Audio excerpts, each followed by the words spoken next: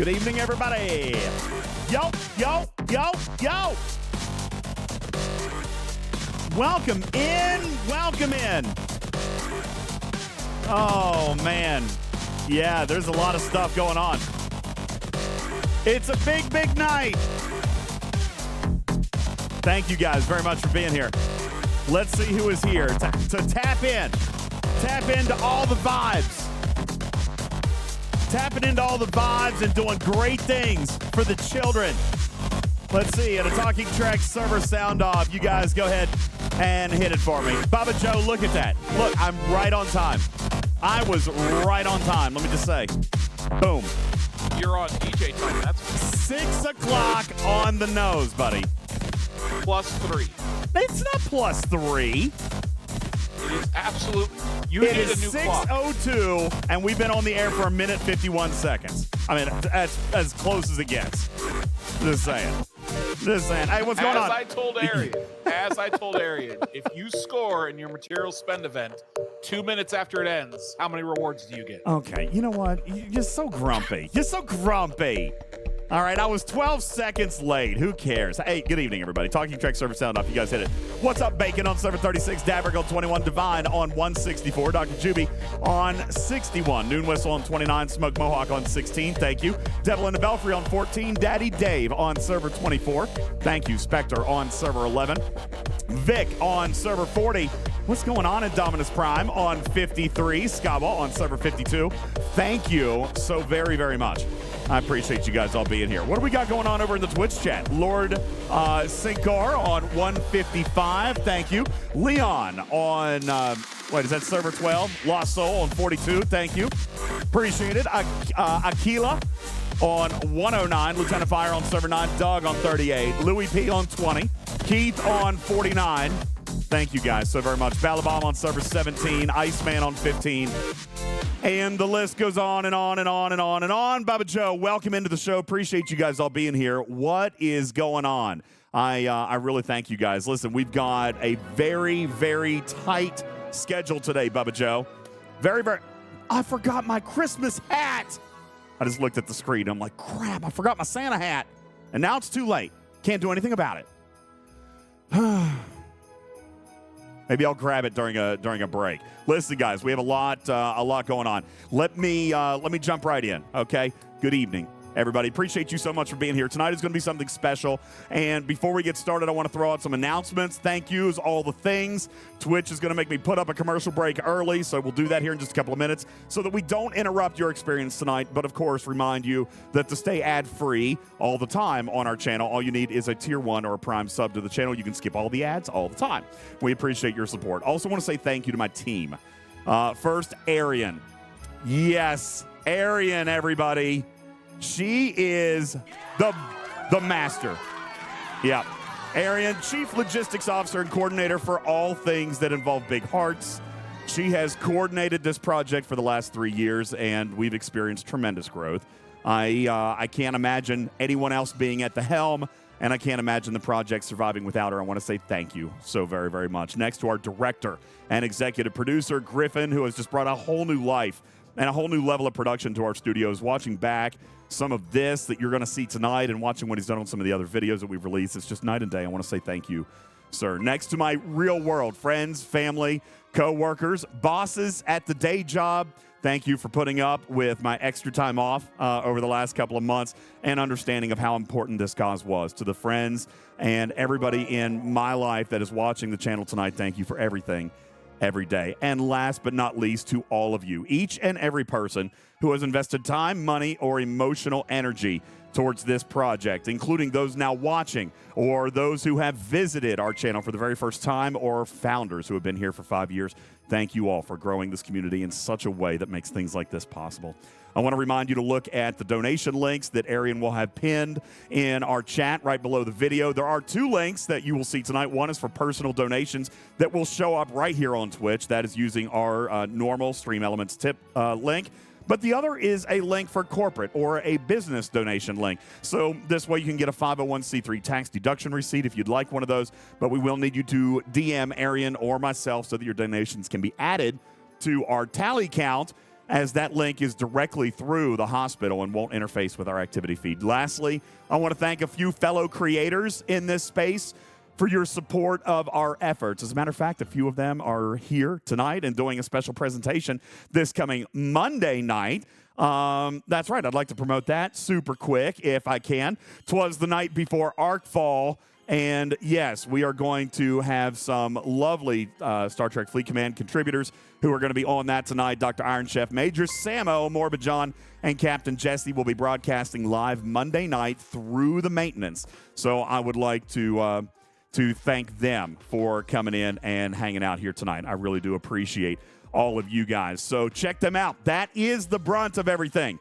A few final thank yous from our chat now before we take our first break and break into our content. This is a good time also to grab some Kleenex, grab a blankie to snuggle, and a drink or snack, because when we return, we're going to dive right in, and each segment is more powerful than the last. Let me say thank you very quickly to a few people in the chat here.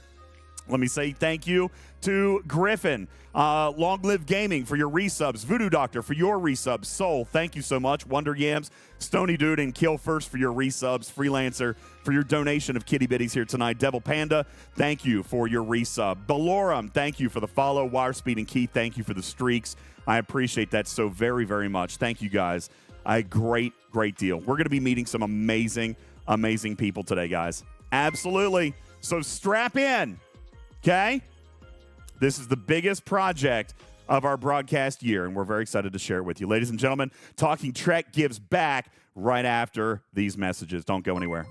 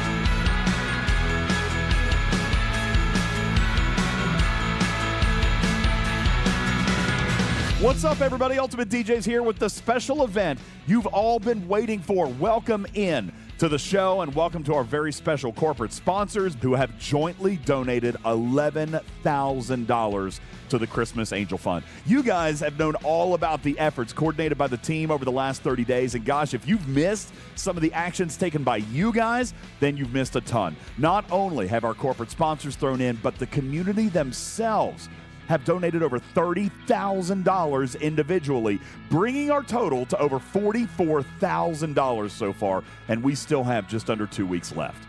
As many of you know, this past weekend was our big visit to the campus of Monroe Carell Juniors to visit with the staff, patient, and families of this year's Benefactor Children's Hospital. You aren't going to be disappointed by the stories we have to share and the information that is likely to melt the coldest of hearts. You'll hear from floor staff, coordinators, and patients themselves, plus surprise appearances by Becklex Plants and the big guy from the North Pole. It was a humbling celebration of strength, adversity, and heroism. On behalf of the entire team, I'd like to personally invite you to sit back, summon all of your strength, beam it to these patients, and open your hearts and minds as Talking Trek presents our 2023 edition of Talking Trek Gives Back.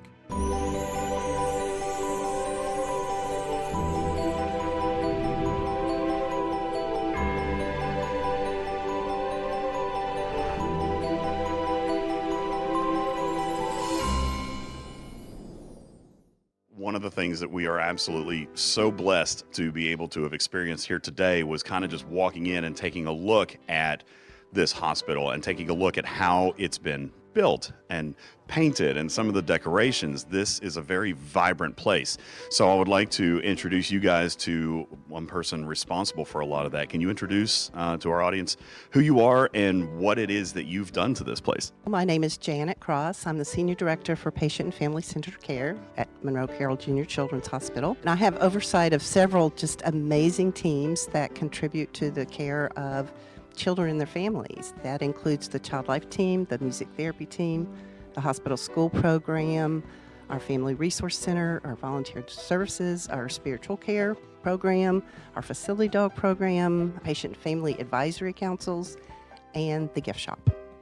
Oh, can't forget the gift shop, right? Absolutely not. No, you just named a ton of initiatives and a ton of things that are going on here. And one of the things that we've been kind of discussing throughout the day and have learned about this place is that the approach to care is not just about the medicine. It's not just about the science and the doctors and nurses, which are obviously a super huge part of this, but there is a very significant family, community, human-minded approach to care here at Vanderbilt that you were very involved in creating many years ago. How long have you been here, and how would you describe the environment here at Monroe Carell Jr.'s? Well, I came here in 1982, so I've been here a long time. Our philosophy of care is really patient and family centered, which means putting the patient and family in the center of care, partnering with them, hearing them, and what their needs and values are. And they're different for each patient and family, so you can't cookie cutter that care, but they also come as a unit. You can't treat a child without treating their family. So we were really focused on the whole of the child and caring for them. And that means that we really have to understand how children grow and develop. The Child Life team is very, very skilled at that. And particularly what happens when a child is in crisis. And when you get sick and they're in the hospital, that's a crisis for child and family. Unfortunately, there's painful things that happen and scary things that happen, and it's all just really strange and foreign. So if we can prepare them and arm them with the tools that they need to be successful, they're not going to be so traumatized when it's time to come back to the hospital, or even as an adult and refuse to get health care. And we know that when we give that attention, that the outcomes are better, they heal faster, their lengths of stay are shorter, their psyche is better.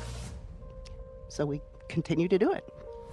We have been working with the Jingle Toy Drive, which is one of your projects here within our community to help out here a little bit at Christmas and provide through the holiday season some of that joy and some of that normalcy to make sure that Santa knows where they are, because they're not at home. And so that can be a little bit scary or a little bit unnerving for some younger patients. But one of the things that we have found kind of in the structure and in working with some of your team is a segmentation, if you will, or the different focuses based on the age of your patients. You guys have 14 floors, but they are somewhat separated by medicine, but it's mostly the human development, right? It's a little bit of both. Certainly the specialty care, there's advantages to having children and the caregivers who are talented in that specific diagnosis all together. But then we do have some developmental cohorting where infants will all be together and adolescents will all be together. With the way that we have been working with your team and kind of trying to raise the funds that we have been, that what we're talking about here today, and kind of exploring what it is that Talking Trek community has been able to do. And we have a lot of amazing things to show you guys today, which is going to be just very, very cool. We're already blown away by some of the stuff that we've been able to see coming in here. But one of the things that you touched on at the beginning was the whole human experience and the care. Tell me how you have built the teams on the floors, because you have just as many non-medical personnel as you do medical personnel that are focused on the healing of patients here, right? Well, not quite, but we do have a really large core of non-clinical folks. So when I came in the 80s, child life, I'm a child life specialist by training, was just really emerging in children's hospitals. And so I've been able to be part of the growth of that department. When I came, there were 4 people, and now there's 40 people in that department. And also have had the opportunity, because of some very generous donors, to build programs like music therapy and the hospital school program and the facility dog program to enhance that psychosocial and emotional care. It's almost overwhelming when we look at the experience that you have provided for patients. Even when we were downstairs in the hallway and just kind of walking by, I mean, there's patients moving around. You have a tremendous number of visitors. Can you tell me a little bit about the environment that Nashville has provided to you guys? We were talking a little bit about that earlier, that it takes a village, right? And you guys have a great team here inside the hospital, but it's also just as important for the community to recognize that it's people outside of the hospital as well. Tell me a little bit about your experience here in Nashville and why you think that this hospital has been such a successful program here in Nashville. Well, I think the community is a huge part of the success. They have supported us from the beginning, and I think recognize the value of having a top children's hospital right in their backyard. They're hoping they never have to use it, but just about everybody in Nashville knows somebody or has been touched somehow by the children's hospital. I'm not sure if it's because we're in the South or I'm not sure, but I think we have a very unique city, a very generous city. Many of our programs would never have gotten off the ground if we didn't have the financial support that we have gotten from our community, both financial support and the volunteer support to come and help us pull a child in a wagon and give mom a break, or rock a baby, or play air hockey with a teenager. You know, we couldn't do our job as well as we do without the volunteers that we have. Last question for you is kind of regarding the whole human care that we've been so impressed with here.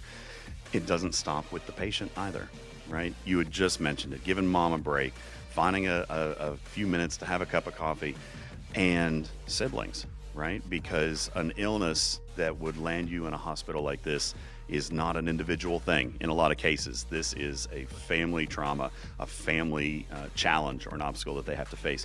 Tell me a little bit about some of the programs that you've pioneered here through the patient experience that are not for your patients, or are they all your patients? Well, again, we think of the family as a unit, but you mentioned siblings, and certainly they have a very, very unique perspective. And through no fault of their own, obviously parents are focused on the child that is sick, and sometimes the siblings feel left out or misunderstood, or so we want to absolutely make sure that we make those opportunities to engage the siblings both as part of that family unit, but they also need some education. They are just as confused as everybody else. We have a really great program called Cooper's Troopers Foundation. Cooper was diagnosed with an oncology diagnosis as a very young child, and had 2 older brothers. And that family recognized how difficult it was for those boys. And they have created a program where they put together backpacks with all kind of coping tools in it for the sibling. So, as you might imagine, a child gets sick, and so their family and community send gifts and send support and send everything to the sick child. And so the sibling is not getting that attention. So that's just one example of a very specific effort to support siblings. I want to thank you very much for the time that you have put in with us here today, and thank you for what feels like a very unique and personal approach to patient care here. One of the things that drew our community to this hospital was the feeling of intimacy and family and community, and the fact that we were here and we were able to see the kids and we were able to see the tangible efforts that this hospital has made to connect with their patients and connect with their families. We're very excited. We're going to be able to talk to, here in just a little bit, a patient who has been here hundreds of nights as a patient, and his father, who is a very influential person within your program. Can you tell me a little bit about how that project and how those individuals have shaped your vision of the program here as far as patient care, and what is it that you rely on them to do for you? They're a very special family, and that young man has been a patient since birth, and so they have gotten to know us very well, and we've gotten to know them very well. Both mom and dad are members of our Family Advisory Council. That's a group of parents that comes together and advises us on what's important from a family perspective. He's in fact going to be the chair in 2024. So that input from that perspective, if we don't have that, we don't know how to mold our care. We don't know how we may have had an experience similar, but my children were never in the hospital, so I don't know. I haven't had it. I see it every day, but I haven't lived it. So it's really important for us to hear those specific experiences. And the same for Chase. If we don't have that perspective from the child about what's important, then we're just taking shots in the dark. Thank you so much for taking the time with us, and thank you for making your beautiful and wonderful hospital available to us today. And even more so to your team who has been working with us for the last several weeks. We really appreciate the cooperation that Monroe Carell Jr. Children's Hospital has displayed to us. We're very, very excited to be here today and look forward very much to whatever else you guys have to show us today. Thank you, Ms. Cross, for your time. Thank you.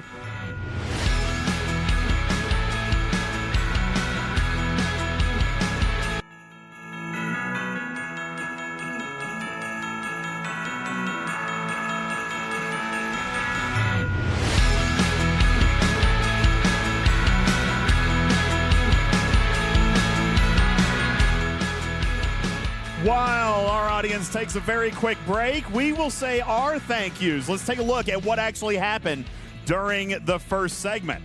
All right, let's see if we can do that. Let's turn on the alerts and see what might have actually happened while you guys were watching. Let's see if we can find it. Wonder Yams. Thank you, Wonder Yams, putting up $100 into the Christmas Angel Fund, Bubba Joe. $100 from Wonder Yams. And Dominus Prime putting up $25 into the Christmas Angel Fund. And as you guys can see, we are moving through floor number 8. Moving through floor number 8 at $44,265. There's Oliver DJ's hanging out in the background. What are you doing, bud? He's hanging out. Thank you guys so very much. Appreciate all of you. Leland says so many Twitch ads. We got the breaks, all right? I'm trying. Listen, Twitch likes to front load that stuff, so I'm trying to get through it. Querity, thank you for your 40 kitty bitties. Raj, thank you for your 3 kitty bitties. Appreciate that shout out. Thanks for the follow. Appreciate it. Stony Dude, thank you for the streak. Frankenfurter, DJ Gurr, appreciate you guys all being here. Ladies and gentlemen, I do thank you so very, very much for being here and being a part of our audience here as we are celebrating Talking Trek Gives Back. As soon as our audience joins us back from break, we're going to get right into the next segment, the next piece where we are able to explore more around this hospital. Thank you so very, very much. Yo, Micah, thank you for the 3-month resub. Appreciate it so very much. Tiberius, thank you for the lurk. Ladies and gentlemen, Talking Trek Gives Back continues now.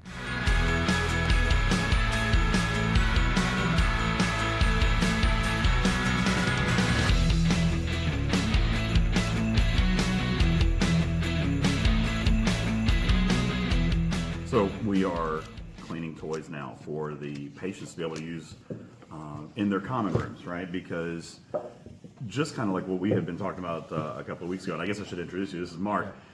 He's been one of the key people that we have been working with throughout the last several weeks, community.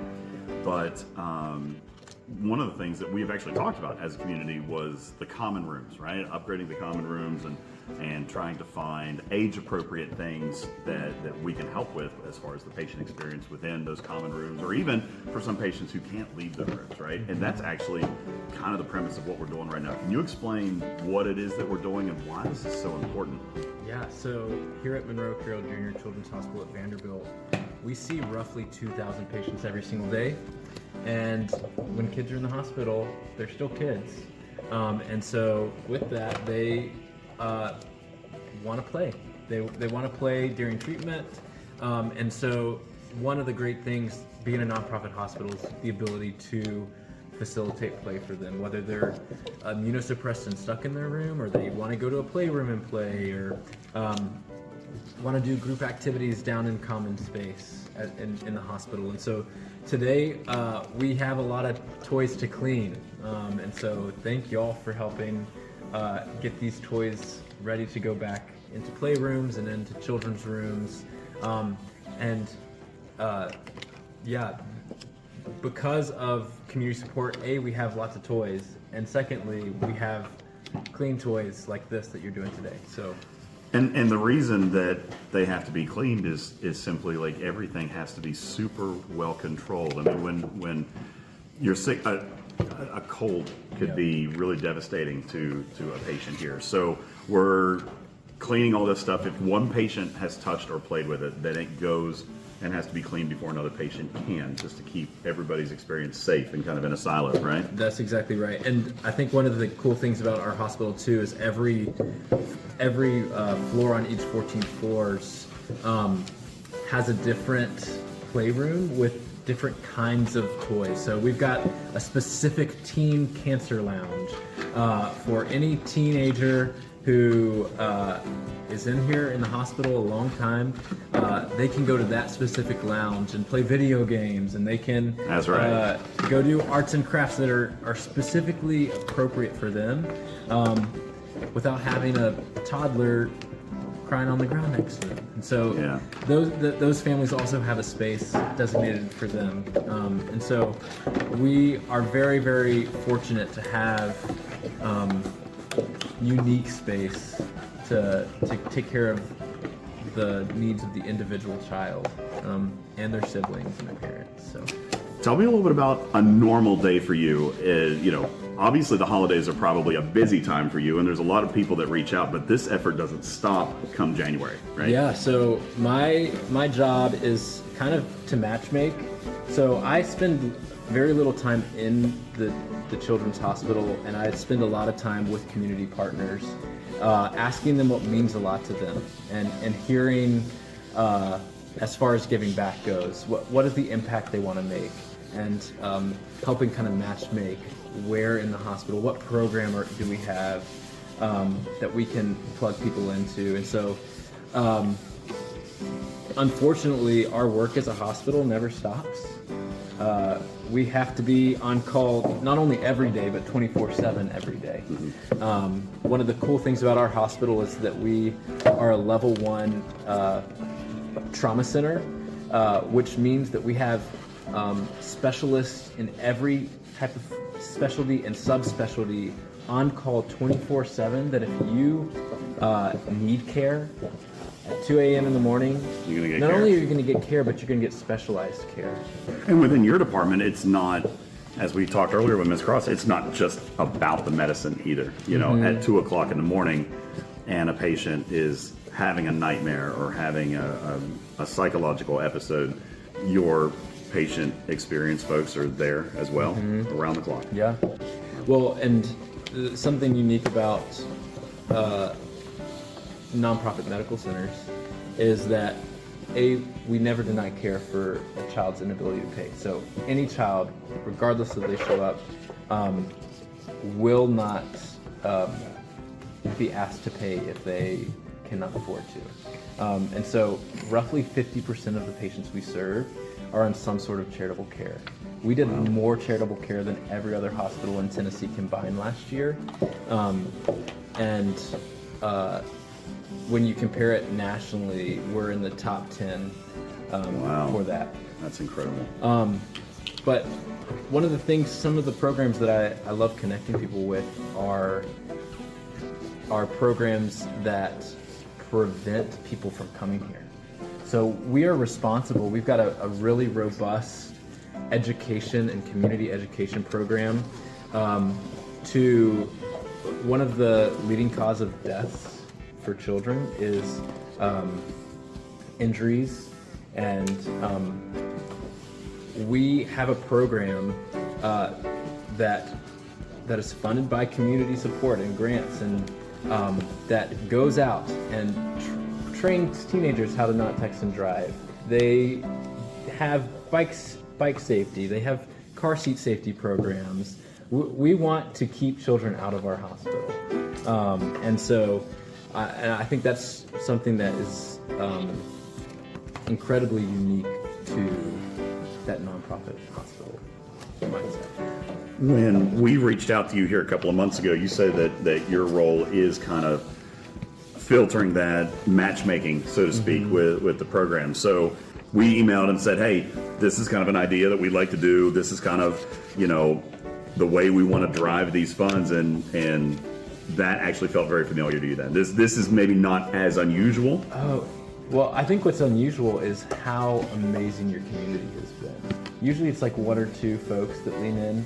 Your entire community has leaned in and rallied around Jingle Toy Drive. Last year we raised $50,000 for Jingle Toy Drive, and that didn't cover all the Adopt-A-Fours. This morning they said, we've surpassed last year, and more than half of that was because of Ultimate DJs and the Talking Trek podcast. So we are so grateful for not only you all leaning in, this core team, but the entire community that you have, really wanting to help better care for our patients. And so, honestly, it's super humbling. That is very true. It has been humbling, right? Even for all of us who have been, working on it. Arian, as you guys know, is the chief organizer on all this stuff and trying to put everything together.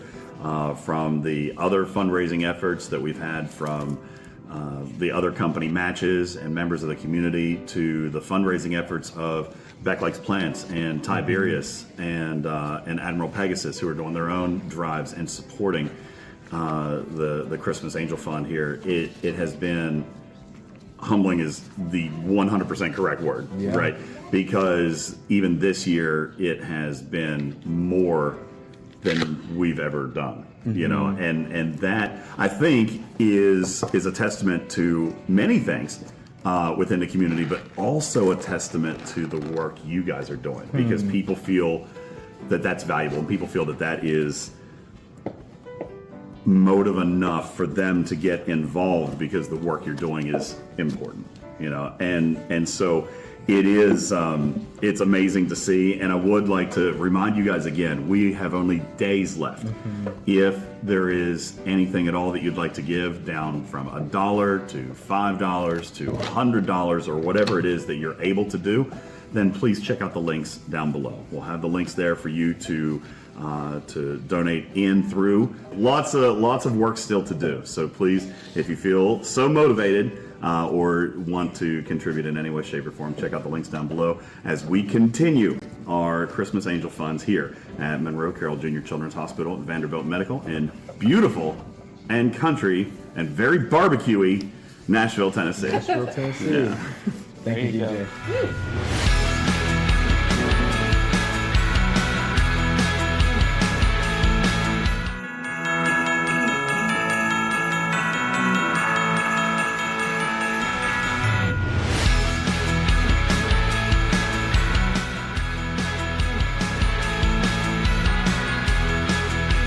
There is so much more to come. Isn't there, buddy? Oh, he's just watching his iPad. He's fine. Don't worry about it. There is so much more to come, and I would like to say thank you to, again, more of the donations. Listen, it's not that I don't like barbecue, guys. It's just, it's not like my number one favorite thing. sushi, right? Okay, listen, we've got so much more to come, and we do want to say thank you to those of you who are hanging out. We do have to take a very quick break, but while we are doing that, we are going to say thank you to the people who have come in our chat. Let's turn the alerts on. What just happened while we were in that last segment? Yo, check it out. There it is. Mortman with $25 into the Christmas Angel Fund. Thank you so very much. I appreciate that. Let's see. What else we got? MechRack coming through in a big way. MechRack, thank you. There it is. $25 into the Christmas Angel Fund, putting our grand total at $44,415 as we head towards floor number 8. What else did we see? We saw Air from Server 12. Thank you so much, man, putting $100 into the Christmas Angel Fund. Thank you so very much. That is very, very kind of you, and we appreciate each of you, one and all. There is so much still to come.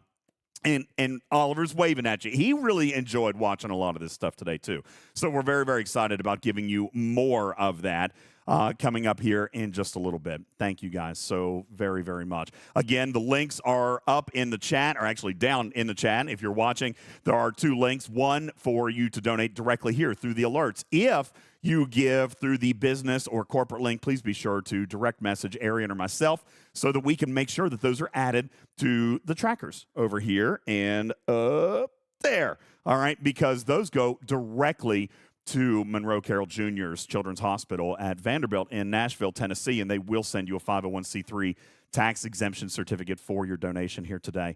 The Christmas Angel Fund is absolutely amazing, and you guys have made it so much more amazing each and every year. I thank you guys so very, very much from the bottom of my furry heart. Gentle Dental, thank you for the follow. Welcome into the litter box. Appreciate you being here. Beck dropping a gifted sub to Snake Eyes. Thank you. McSurgeon for the resub. Bacon for the stream streak. Micah for the resub. Querity for the 40 bits. Thank you guys so very much. Welcome back to Talking Trek Gives Back. We're so very excited to have you here.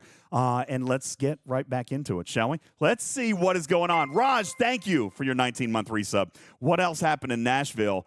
So much more. And it gets much more powerful. Check this out.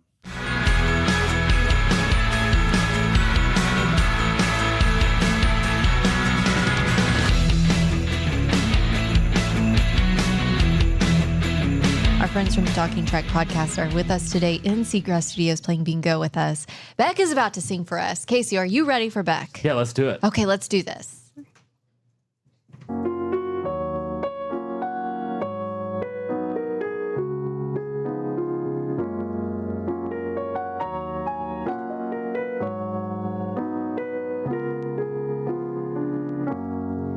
Have yourself a merry little Christmas.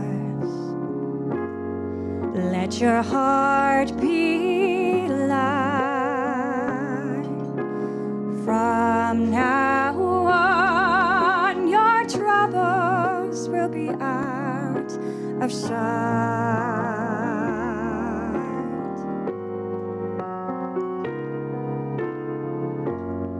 Have yourself a merry little Christmas. Make the Yuletide gay. Next year, all our troubles will be miles away.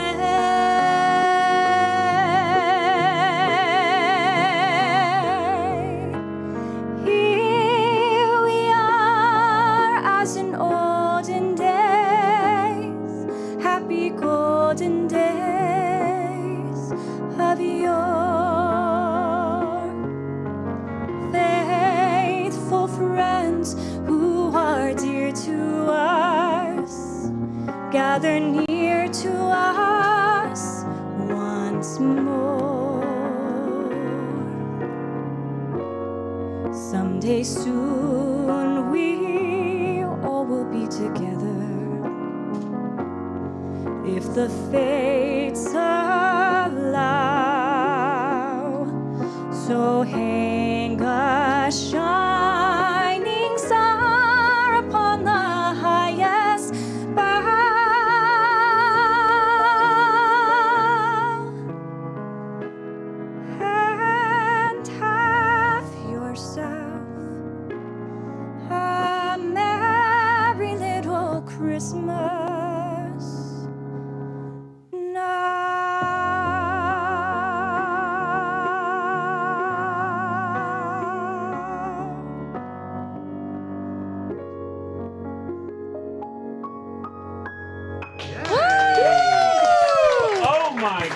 Goodness gracious. Beck, she has a beautiful dress and a beautiful voice. That is awesome. Man, I need it.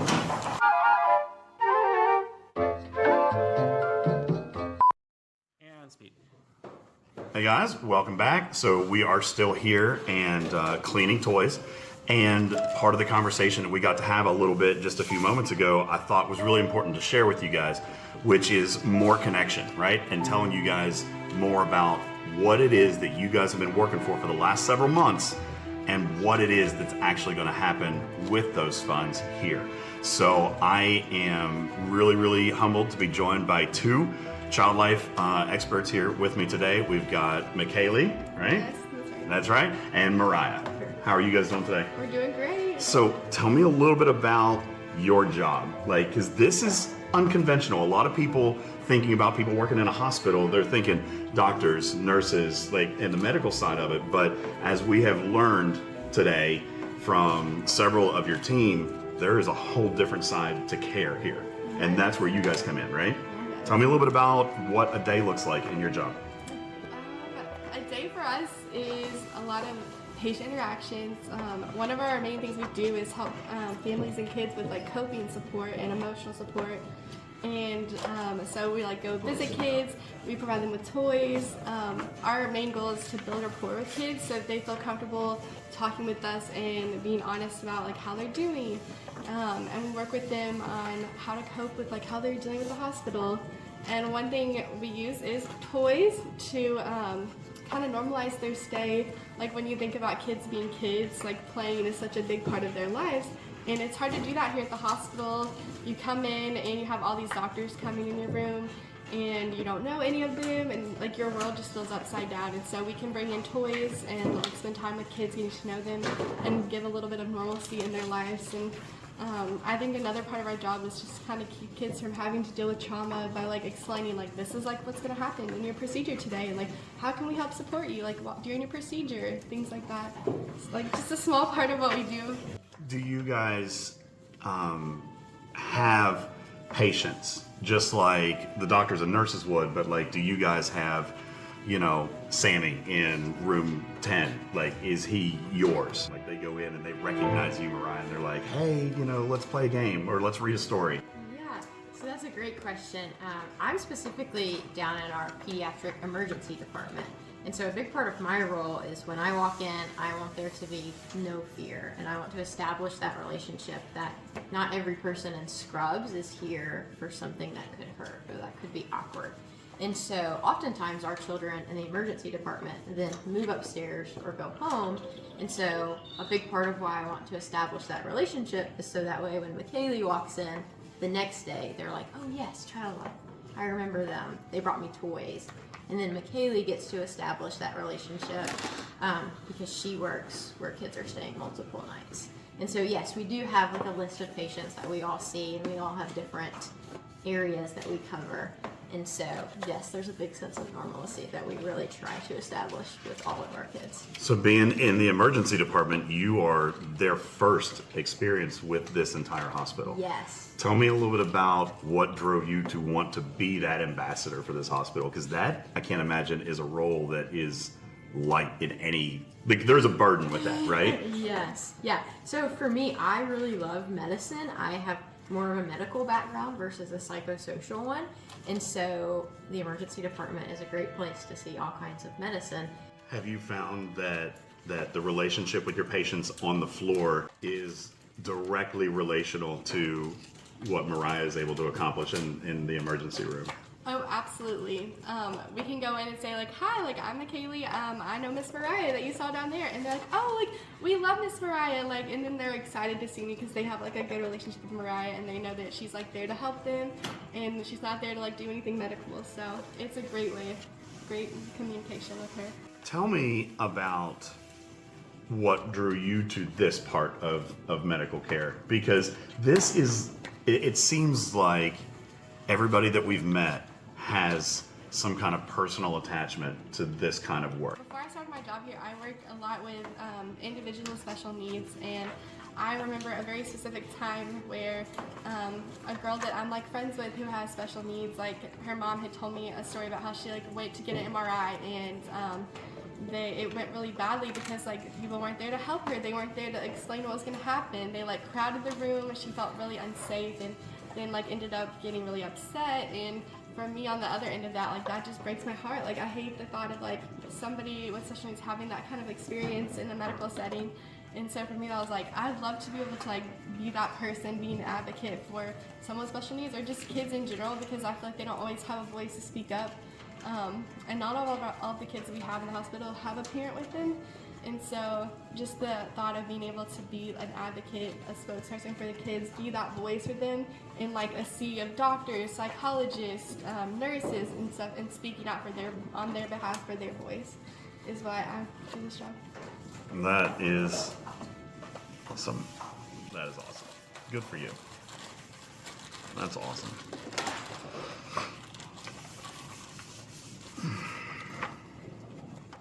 That is an incredible story, and one that is probably very relatable to a lot of people that might be watching this, because as we have discovered, as I mentioned earlier, a lot of people here doing this kind of work, they do have that story, right? They have that experience. So if by chance there was somebody out there watching who had that story, that had that experience and wanted to pursue that kind of service, how would somebody pursue a job like this or pursue this kind of volunteer work in their own hometown? Yeah, that's a great question. So for me personally, I actually was like, I want to go into medicine. And so my undergrad degree was in biological sciences. And then I learned about this and I was in that place of how do I become a part of this huge mission to make a difference. And so it can start with volunteering at your local hospital. We have lots of volunteers here who are extensions of McKaylee and I, who get to play and get to normalize this environment. We often say that a child's language is play, and so our volunteers speak that language and are able to talk to these kids and just let them be a kid. And so you can volunteer. A great place to start too is just anything working with children. Like a lot of us nannied or coached children, and that gives you a great foundation of learning just how to talk to kids. Even if you're not actually playing with them, it takes a special language to be able to communicate with a child and gloss things over and make everything not sound so scary. So if you're at the age of looking for just a first job, that's a great place to start, is maybe coaching or being a soccer referee or working at your local church. Anything like that, just getting used to tiny humans is a great place to start. And we love our tiny humans. I want to thank McKaylee and Mariah both for spending time with us today, because you guys also both have very busy schedules. You're not normally the ones that are sitting in a chair very long at a time, right? You guys are on the go. Exactly. So thank you guys so very much for taking time and sharing your experience with our audience. And again, I remind you guys, like, this is what we're doing here. These are the people who are doing the work that you've charged us with helping them do. If you can do $1, $5, $10, or if you want to see my base completely zeroed and vaulted or not, then make it happen. Hit those goals, all right? The links are down below. Thank you guys so very much for contributing to the Christmas Angel Fund as we get ready to wrap up in our closing days at $40,000+. Hundreds of kids, and we're actually going to break that down for you guys here in just a little bit. How many children have you guys touched with the Christmas Angel Fund this year? It's a lot more than you think. We'll tell you more about that coming up.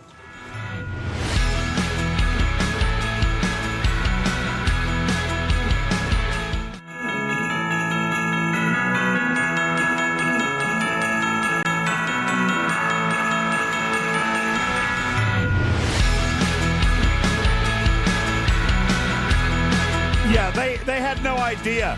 That's right, Dragon Keeper. They had no idea. What does it mean to zero a base? What's a ward on? What's a ward on? I have no idea. All right, listen, we do have to take a very quick break, just a super quick one. But while we are doing that, we need to say a few more thank yous, because you guys have continued the generosity here in this chat. Check this out. Let's turn the alerts on and see what actually happened. Madam Stargazer, thank you very much for the 9-month resub. Right before that, J-Babes putting $50 into the Christmas Angel Fund. You guys realize we are already over 50% through 8 floors. There's only 14 floors in the whole hospital, and you guys have already finished 7 floors. We're working on our 8. Thank you, J-Babes, for the $50 donation into the Christmas Angel Fund. Right at the very beginning of the segment, we would like to say thank you very much to Mr. Big Pig, who put in $150. Thank you so very much, putting our grand total over $45,000. And then the one and only Stevens Aaron coming in here. Stevens Aaron with the big dono, the $500. All of you guys, thank you so very much. All of you. You guys are doing some amazing work, and I really, really do appreciate it. Thank you guys so very much. There is so much more. I'm going to take a small break here, and when we come back and show you more, like, if you think that you have been touched here so far, you haven't seen anything yet. All right? Just bear with it. Take this opportunity. Go get yourself a blankie that you can snot into, because I promise there's more. And it gets deeper, and it gets more personal, and it gets more intimate. I'd like to invite you now to take a look at some of the other things that we saw as Talking Trek gives back.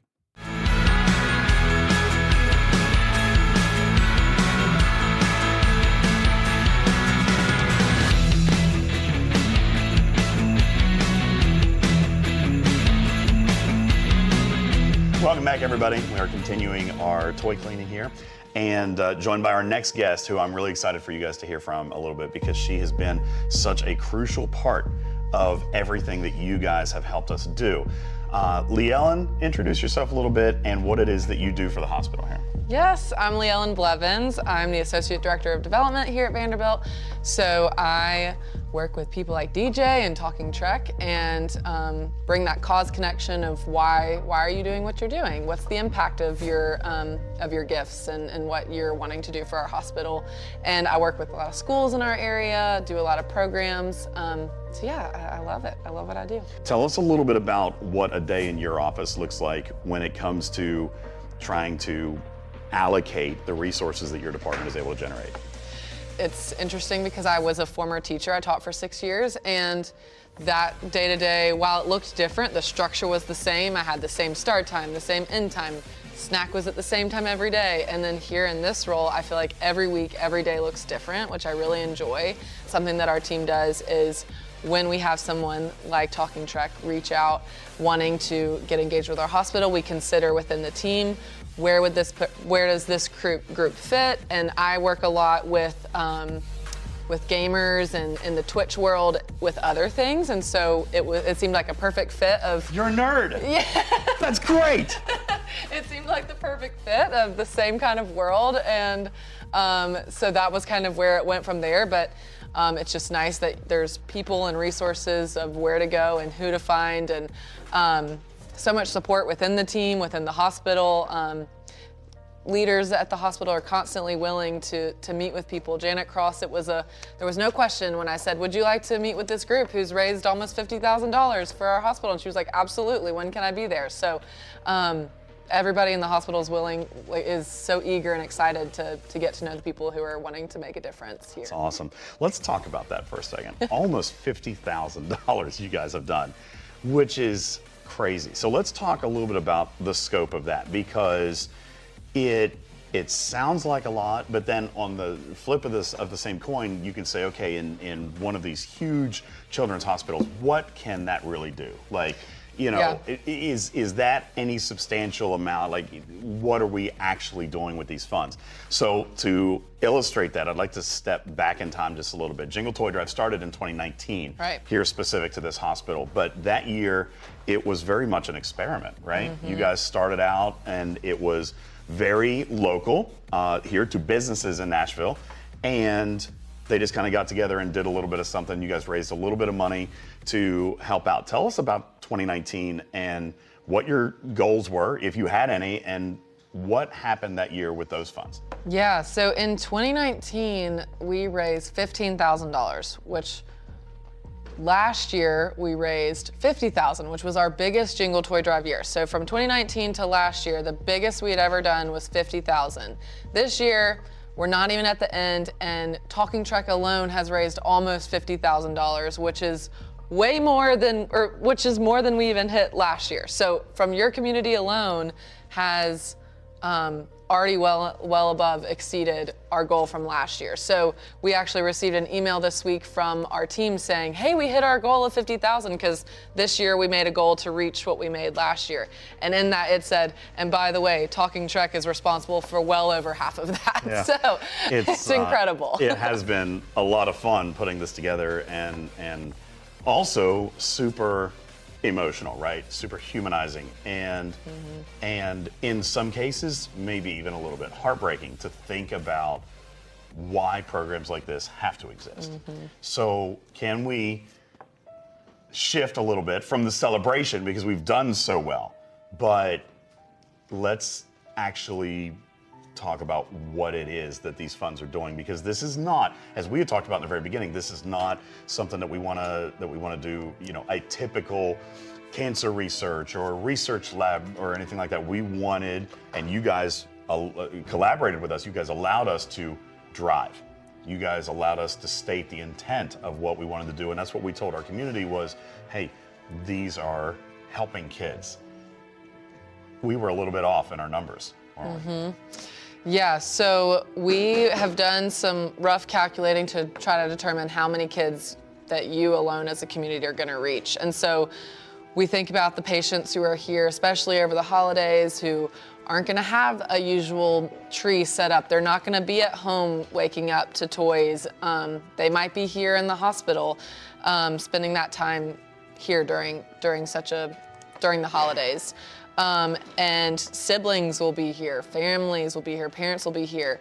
From a rough calculation, we think that your community alone is going to reach at least 1,000 kids, if not more. So that's bringing 1,000 presents to 1,000 different children who are having a not typical Christmas, who are not going to spend their holidays in a typical way. And because of y'all, we're going to be able to give that to them and bring some Christmas magic into the hospital. That is so far off from what we had originally thought of 350 some kids. And we are, of course, as you had mentioned, approaching the $50,000 mark. And maybe by the time you're watching this, we've hit it with the links down below.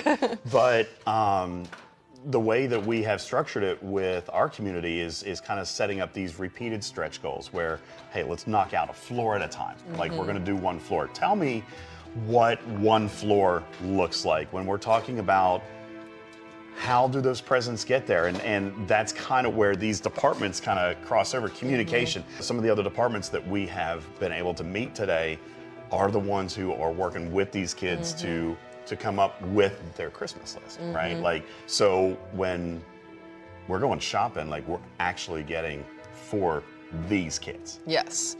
Yeah, so the way that we'll work is we'll partner with the child life specialists who you just spoke with and who Janet Cross works with, and they are in these patient rooms all the time having conversations with them, whether it's talking about a procedure coming up or just playing with them, because like they said, they work through their play and that's how they connect with these kids. So they'll be talking to them, figuring out what do they want for Christmas, what's on their list, and then the funds that are coming in through Talking Trek and through Jingle Toy Drive are going to be able to hand select those toys that these kids ask for to really bring that Christmas magic of the kids that are in the hospital are not forgotten on Christmas. They will be remembered, they will get those presents, they will get to celebrate and feel loved and that they weren't missed just because they weren't at their home. And that's something really special that these kids really need and deserve. And that is actually super, super good to hear, because I may or may not have brought a friend with me today. And a little bit later tonight, we are going to introduce him to some of the kids and some of the patients here at the Children's Hospital. But I mean, it's time to start thinking about it, right? Mm-hmm. And so we're really, really excited with because I mean, I've got connections. We've been working together for several years. So he will be here later tonight. We'll share that surprise with you guys a little bit later, along with an amazing interactive play experience that we're going to have with some of these patients. Digital content director Beck Likes Plants will be here for us tonight in her amazing, beautiful, super mysterious cosplay that nobody knows about yet. We're going to reveal that to you guys tonight as well, and playing a little bit of bingo and being able to put a face with some of these kids that you guys are helping. So again, I ask if you are so motivated, if this is something that you feel is worth your $1, worth your $5, something that is real and tangible and 100% gross coming to this hospital. Again, I remind you, if you put $100 into the Christmas Angel Fund, we are sending $100 to the Children's Hospital. All the fees, everything is being taken care of. There are no administration costs or whatever that you guys are responsible for. It is a gross face match donation. So if you guys want to do that, the links are down below. And we really, really do appreciate everything. As we mentioned earlier, almost $50,000 has come from this community alone, which breaks the record for what this hospital has done in the last 5 years on their own. You guys should be super, super proud of that. And the number of children that you're touching and making a difference for this holiday season is staggering. So thank you so very much. Thank you. Please consider doing what you can, and we have more surprises for you just around the corner. Stay tuned.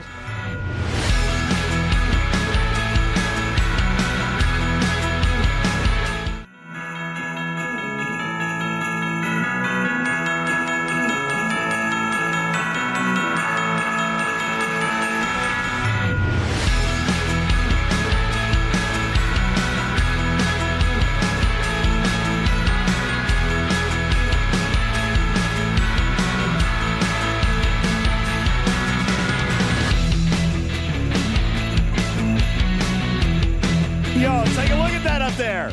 Yo, what's going on, Stein? Thank you so very much, Stein. Thank you for your $25 donation to the Christmas Angel Fund. You know who else was in there? Yo, engineer, thank you for your $10 dono into the Christmas Angel Fund. Thank you so very, very much. You guys are killing it tonight.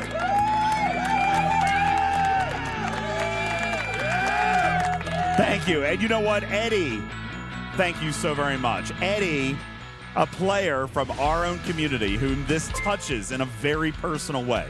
Eddie, thank you so very much. After your personal losses and wanted to help out a little bit, I know it's not much, but I'm glad to help the kids. And you know what? Every dollar counts, man. You don't have to work and never apologize. You're doing a good thing, man. Thank you. Thank you to all of you for making this such an amazing and wonderful initiative. As we approach the $45,200 mark, we have so much more to come. Ladies and gentlemen, Chloe P., thank you for your $25 dono. You are very, very sweet. Guys, don't go anywhere. We have so much more to come. Right here on Talking Trek Gives Back. Sorry, I had to hit the right button. Which one is it? Oh, it's this button right here. Okay, see? Man, I was doing so good up to this point. All right, here we go.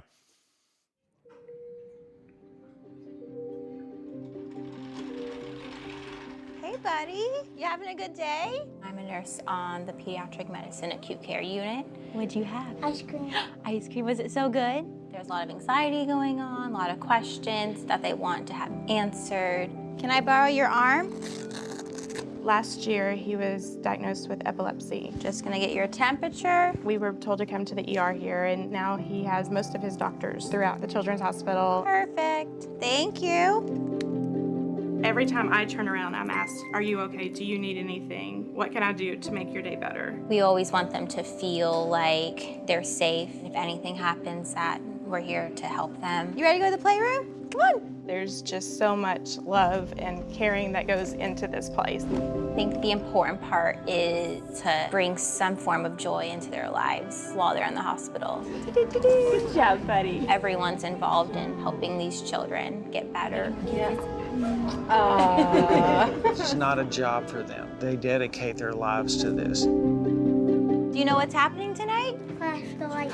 Do you want a flashlight? It's just for you. The community's gonna line up around the perimeter of the hospital. They're gonna shine lights, showing their support. And then we're gonna shine our lights back at them. A lot of volunteers like me really take ownership and are proud to be a part of this. This is a place that people depend on.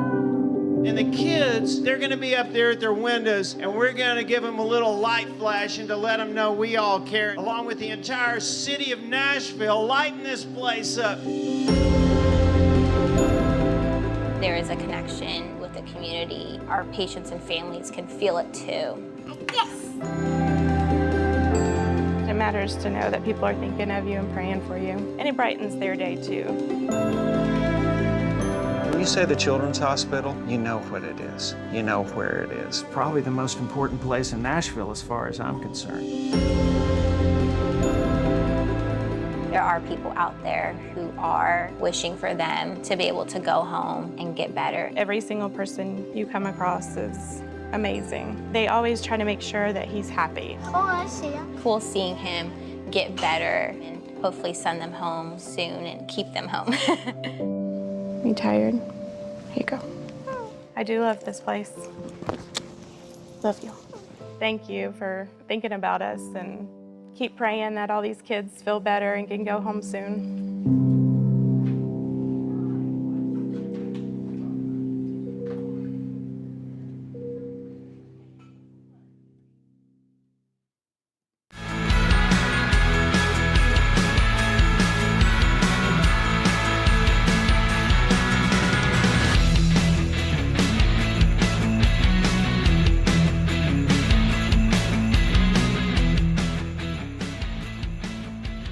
Welcome back, everybody. Ultimate DJs here with the Talking Trek team here at Monroe Carell Jr. Children's Hospital in Vanderbilt, Nashville, Tennessee, where so far we've been able to avoid any traces of barbecue chicken. All right, so we're doing all right there. I would like to welcome Beck.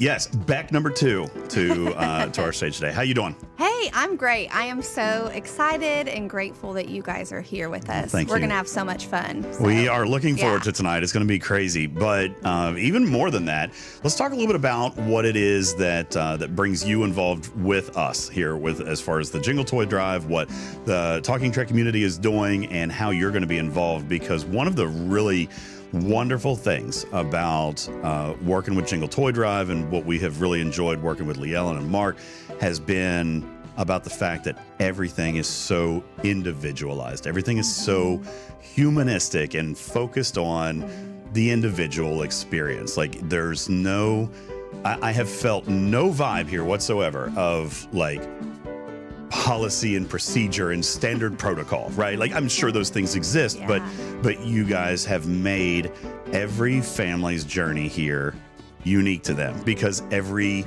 visit here is unique to them, right? So every experience here has been that way. You work in the coordination of the child life experts, and more specifically here, what we're talking about today is with the Jingle Toy Drive, is our community's going to want to know, how are you going to deal with $40,000 and thousands of patients? Well, so I'm a child life specialist. We help kids understand why they're hospitalized. The doctor comes in and I don't always understand what they're saying, and the child life specialist comes in and helps translate it and make it make sense. So that's what I did for about a decade in our emergency department. And then almost that long ago, about 8 years ago, I transitioned to the special event role in the hospital. So now I get to use those same skills of helping kids feel comfortable in the hospital setting, but in the fun realm of special events, like what we're going to do tonight with bingo.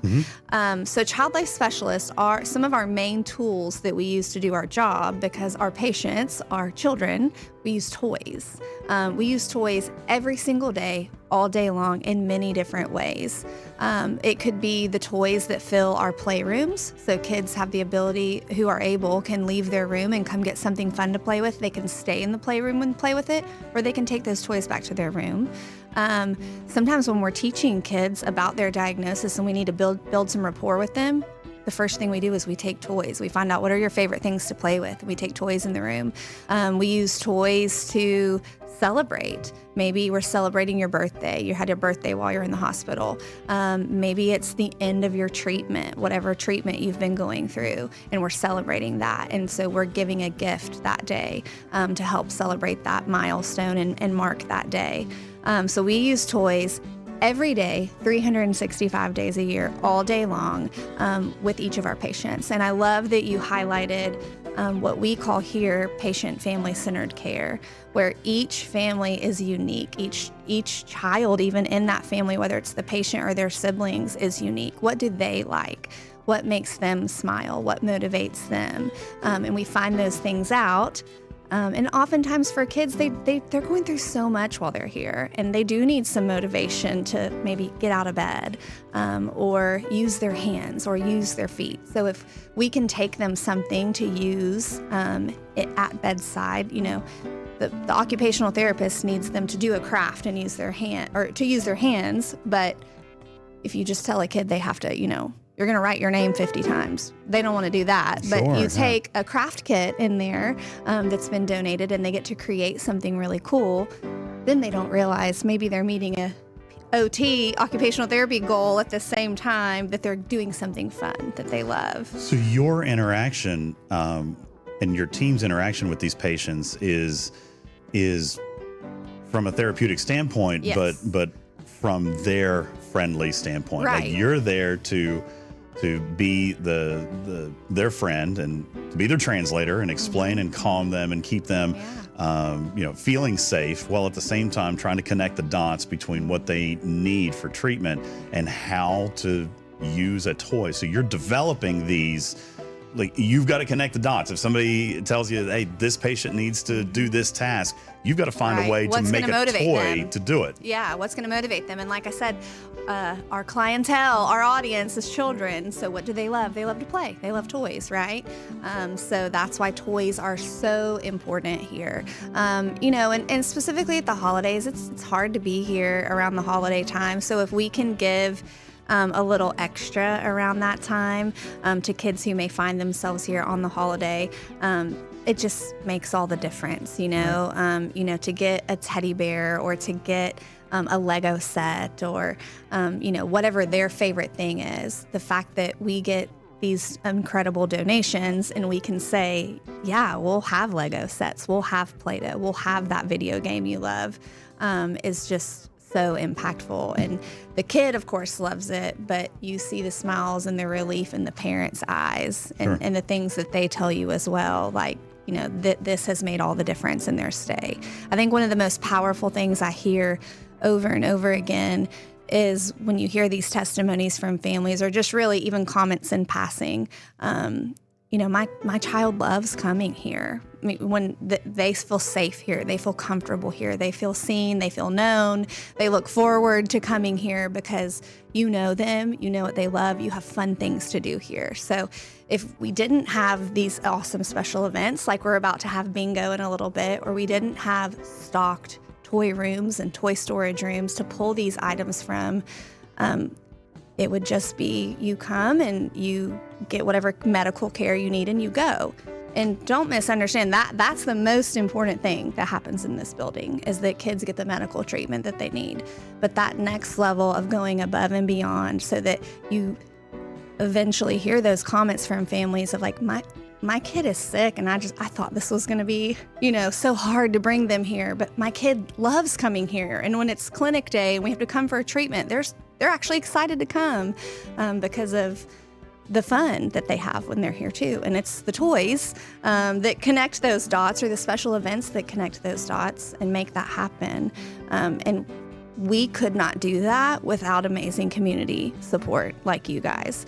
We're a nonprofit hospital. So what is so humbling and just absolutely incredible at the same time is we do have playrooms full of toys, and we do have things on the shelf that we can readily available give to kids, but only because of partners like you. We wouldn't have it if it weren't for that. So we're just so grateful that you guys picked us and thought of us, because we need that support, that having that support of raising the funds to help us buy what we need, what we know the kids love. That's the only way that happens. So it's amazing. I'll tell you, it wasn't about a pick. It wasn't about a choice. It wasn't about anything other than we find in our community, and what we have focused on in years past is literally the kids. It is all for the kids. It is for a smile. It is for a happy feeling, for a moment. And in a very brief period of time, as I've shared with other people today, in a very brief period of time, we realized that like we have that in common with you guys here. So it was really easy. And I think the support that has come from the community, even right now while this is airing and leading up to this, and in the final days as we get ready to close out for this holiday season, we're approaching $50,000. It's amazing.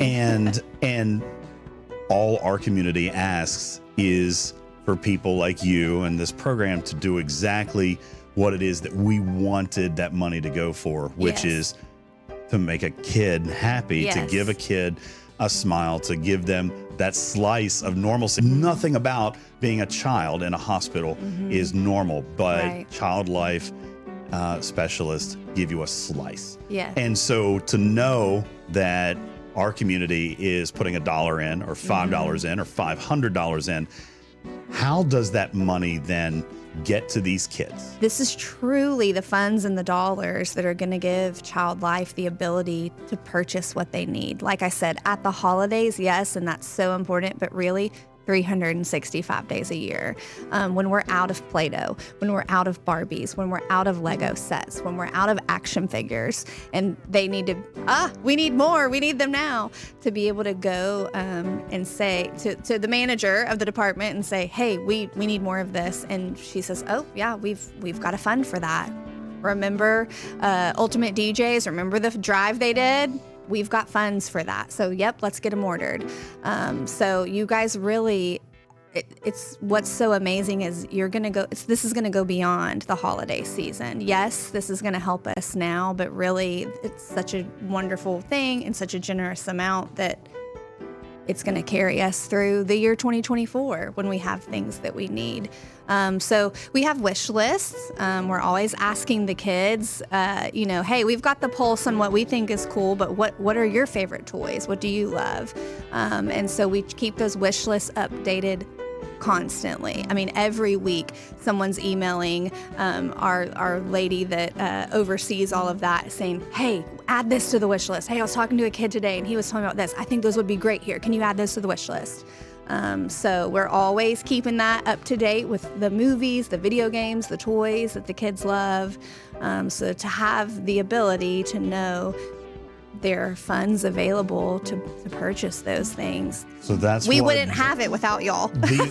These dollars that the community is pumping into this right now are crossing items off the wish list. Absolutely. Yeah, it's there are so many important things that make a medical center run, right? That are very worthy endeavors to raise money for.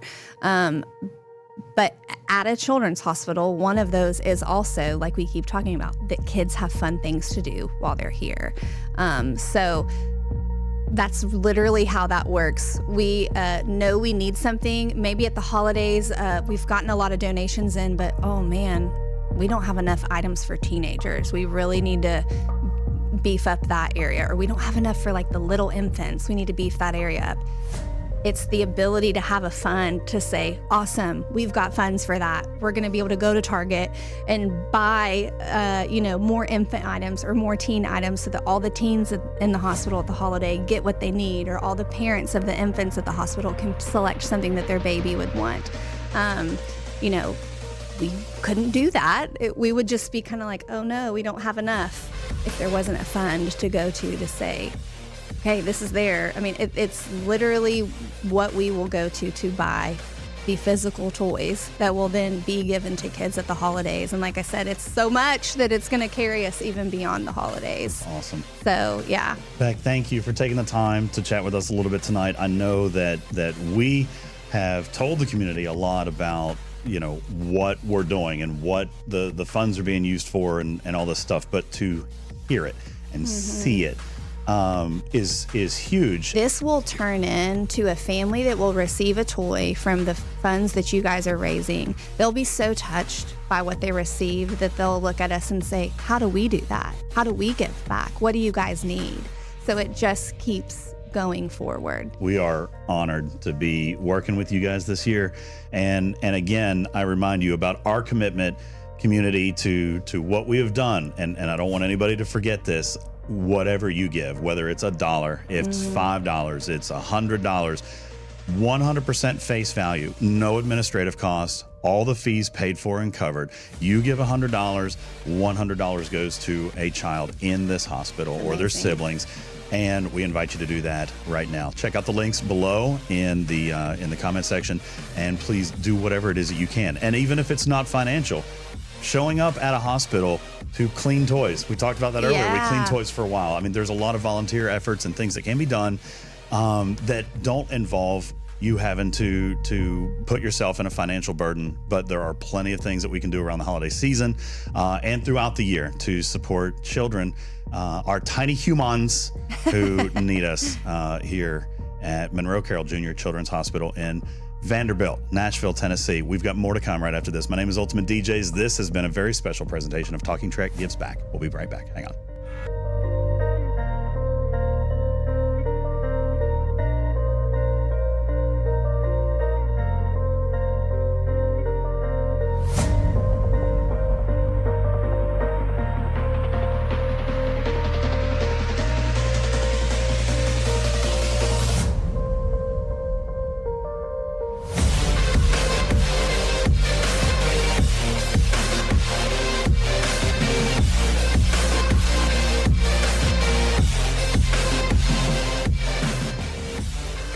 Turn the mic on. See, I didn't want to snivel and snot on the stream. Your donations continue to fly in, community. Thank you guys so very much. I appreciate everything that you guys are doing. And yes, I understand some of you guys are fighting your allergies and stuff right now. It's okay. It's something in the air. Savage Darkness, thank you. What are you doing? Don't hit me. Savage Darkness, thank you for your $25 donation towards the Christmas Angel Fund. I appreciate you very much. Beat for the Gods also putting in $25 right up top for Talking Trek Gives Back to the Monroe Carell Jr. Children's Hospital, Nashville, Tennessee. At Vanderbilt Medical, thank you so very much. Beat for the Gods. Master Yodi coming in with $25. Thank you very much towards the Christmas Angel Fund. Would you stop it? He's trying. Listen, he had 10 minutes to ask me questions, and now he's coming over to interrupt. Master Yodi, thank you. Darth Blood, thank you so very much for your $25 dono. Oh, he'll be just fine. Don't worry. And guys, listen, right on the other side of this, you guys don't want to miss this. The hero of the day. We get to meet Chase coming up here in just a couple of minutes. Guys, this is heavy. I told you every segment was going to get better and better and better. Nolan, thank you for your $25 donation to the Christmas Angel Fund. I appreciate you very much. Thank you so very, very much. There's so many more in here. Wilson, thank you for your $10 donation into the Christmas Angel Fund. Legend of Jane, thank you very much for your $10 donation into the Christmas Angel Fund. I appreciate you. And Dominus Prime putting $75 into the Christmas Angel Fund. And guys, right there, $4,565 away. $4,565 away from $50,000. And I don't need to remind you guys what happens at $50,000 either. Saying, all right, like I'm not necessarily, I mean, I'd be happy if we get there, but, you know, Wardod would be happier. All right, $50,000 is just around the corner. Guys, thank you so very, very much for what it is that you guys have done here with the Talking Trek Christmas Angel Fund. And if you think that you have seen enough, you haven't. Check this out.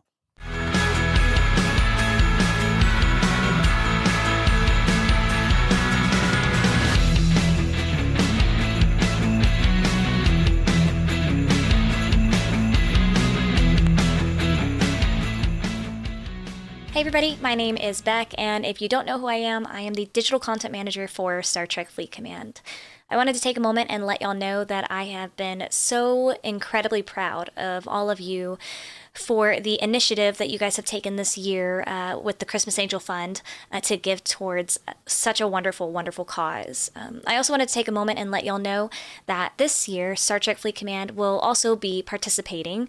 Star Trek Fleet Command is going to be giving $6,000 to Jingle Toy Drive for the Monroe Carell Jr. Children's Hospital at Vanderbilt in Nashville, Tennessee, in order to also help adopt a floor. So just wanted to be able to share that news with y'all directly.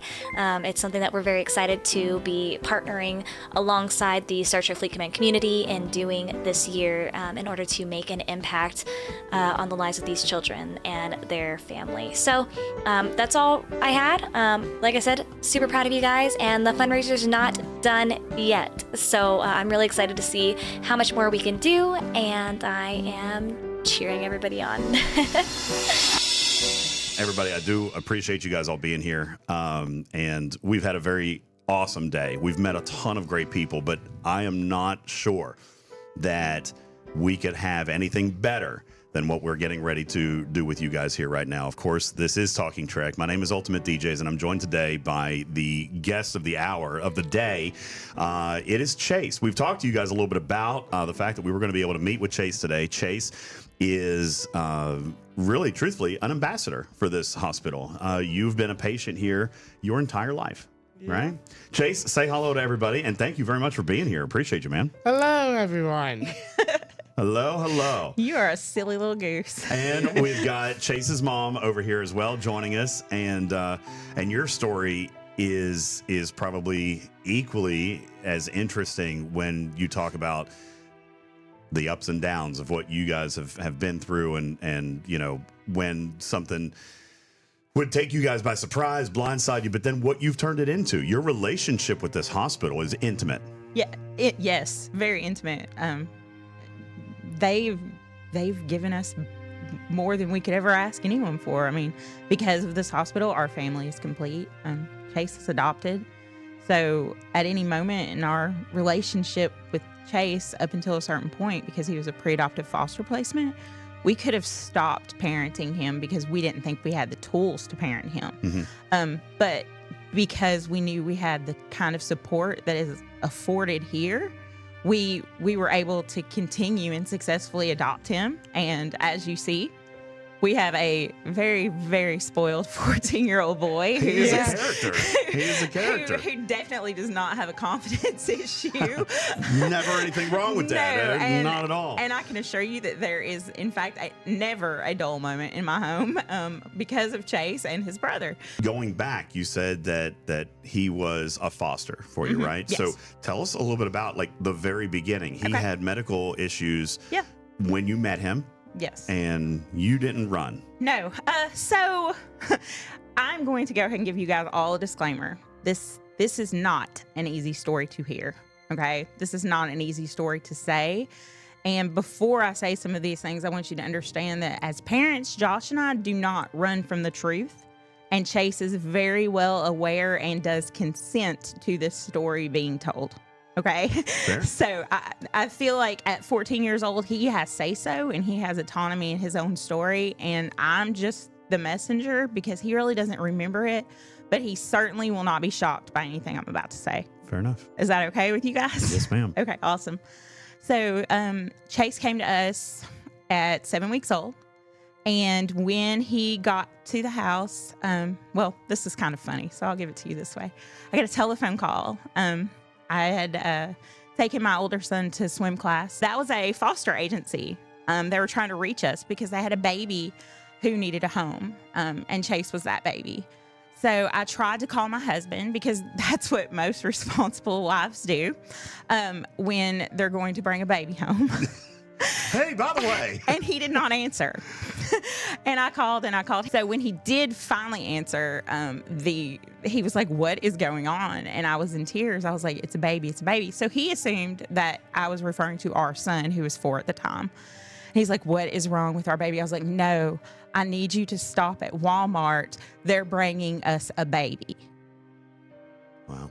And that's how my husband found out he was going to be a father for the second time. Congratulations. So he did not stop at Walmart. He came straight home because I think he was in a little bit of shock. No, I can't imagine why. He may have been in just a little bit of shock. And, you know, obviously I knew we had this talk before. This was not like I just brought home a baby. And then we get him and I look at him and he looks like a typically developing little boy. Mm-hmm. And he starts to cry. And I look at him and he looks like he's crying on mute. He can't make noise. There's no noise coming out of his body. But he is obviously a mad baby at the time, but there was no noise.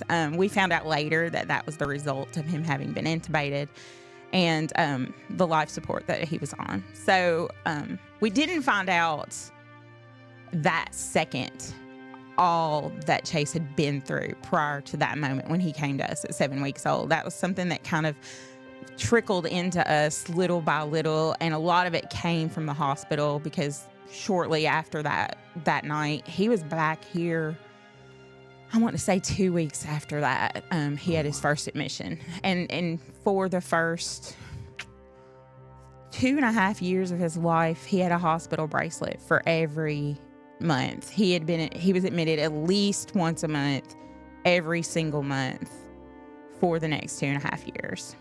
Can you tell us a little bit about what it was that you discovered? What was the diagnosis for a 7-week-old baby who was crying on mute? That was a mystery that you guys had to kind of solve, right? So you started right away, started seeing physicians, and you started right here at the Children's Hospital here in Nashville. Here. What we discovered was that Chase was a baby that was found in a drug house here in Nashville in the toilet. A homeless person found him, tied his umbilical cord, and called for help. When he got to the hospital, he tested positive for opiates, marijuana, cocaine, and benzodiazepines. Wow. Are you okay? Yeah, no, please continue. Sometimes it's hard for me, so I know it's hard for you guys. So he was immediately taken by ambulance to the hospital here, where they placed him on ECMO. ECMO is, for you sports enthusiasts, it's a Hail Mary. It's the last thing you can do before you have to say goodbye. It's where they bypass both your heart and your lungs, and they put you on machines that do those things for you because your body needs time to rest. It needs time to heal. I believe he was on ECMO for 7 days, and this is based on medical records, that we got during the course of his time with us. They placed him on ECMO for 7 days, and then he was on a ventilator. And then he was weaned off the ventilator, and of course he had to be detoxed from all those drugs. So he had to be detoxed from the cocaine, detoxed from the opiates, detoxed from everything, because on top of what was going on with him, he was going through withdrawals, as an addicted baby would. Mm-hmm. So then he was discharged from the hospital to a family member and came back to the hospital 7 days later. And he was dead. He did not have a heartbeat. He was not breathing. The social worker actually went to pick him up because she heard him gasping for air when she called a family member to check on him. She went to get him. She won an award because she saved his life, but she went to get him, and she took him to his pediatrician. The pediatrician said, "We don't even have time for an ambulance. Put him in your car and take him straight back to the hospital." And by the time she got him here, he was not with them. He was put back on a ventilator that time, and that is when he was discharged and came to us. So before that baby that cried on mute got to me, he had died twice. He did it all alone. So at the time, the only people looking out for his best interests was a social worker from the Department of Children's Services, and we all know that they were overworked and underpaid and had 1 million kids on their caseload. Yeah. And doctors and nurses here.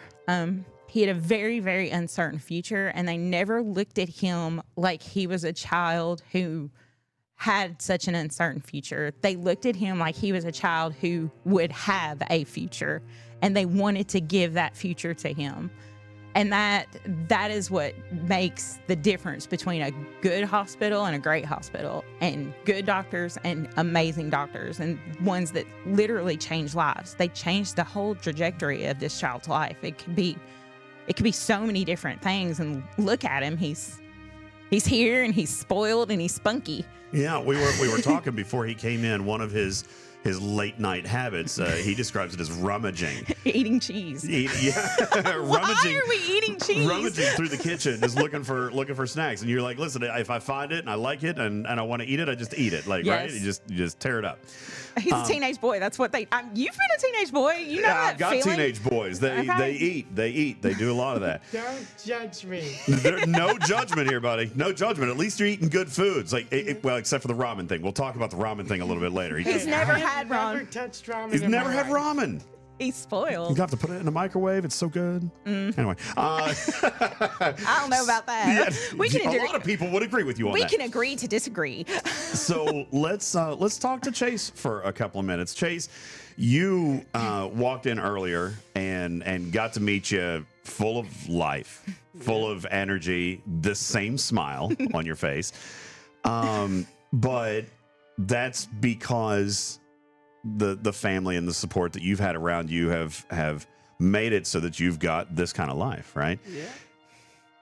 From an infant, you were ill, and obviously you don't remember those early days, but there's probably an early memory that you have of this hospital, and I don't want to necessarily kind of go down that memory lane, but I kind of do a little bit, because there's a moment, right? And I'm sure that your mom has that too, that we'll ask her about, but that moment that you remember this being a safe place, like that time that you discovered that doctor or those nurses or those child life experts were the ones that were here, that were fighting for you, that were in your corner, right? Can you tell us a story about how somebody here at this hospital has made your life better? I mean, technically, my mother already kind of covered this a bit, but the whole, like, kind of me dying a bit, kind of coming back here. I mean, without these people here, I wouldn't be sitting right here in this chair talking right now. What But about, like, you remember Child Life bringing you toys all the time? Yeah. And coming in and, like, bringing musicians on call and letting them sing to you? Yeah. And playing instruments? Yeah. Can you tell them about that, or are you just going to say, yeah, while I talk? Mainly, Child Life helps kind of explain stuff like when I was like really little and Landon was kind of younger, pretty much anytime I was going into surgery or something, Child Life would literally come to my brother and my family and be like, okay, this is how this will like kind of go down. This is what's going to happen to him. This is how everything's going down. And so pretty much Child Life would explain to the parents and the siblings that... And the patient. Yeah. That what is going to happen in like the most simplest ways, making sure that everyone understands, everyone's on the right page. And so... And then does that help you, or do you feel like it makes you not scared? What happens to you as a patient when you know what to expect? I'd say mainly it kind of makes you feel more trusted in the people around you. Kind of makes you have a better understanding of what's actually going on. What is it you told me the other one time? Doctor speak in what? Cryptic. Yes, doctor speak in cryptic. Yeah. And so what does Child Life do? Pretty much makes it so people can actually understand what those doctors are actually saying. Kind of like pretty much like doctors speaking in kind of a different language, and the Child Life being like the translator for the doctors that allow you to be able to know what they're saying. Do you feel like your experience here as a patient was better because you knew what you were going through, because you knew what your journey looked like? I'd say so, yeah. I would say definitely. Yeah. Yeah. And there were days that those child care experts would be with you. I'm sure there were days that maybe you felt scared, right? And so those were the people that helped reassure you, and you as well. I'm sure Yeah. the family as well. Yeah. About what was happening and why it was happening, and Yeah. what the realistic outcomes were, and so forth. Tell me a little bit about, as you grew up, you've continued to be a patient here. How old are you today? 14. 14.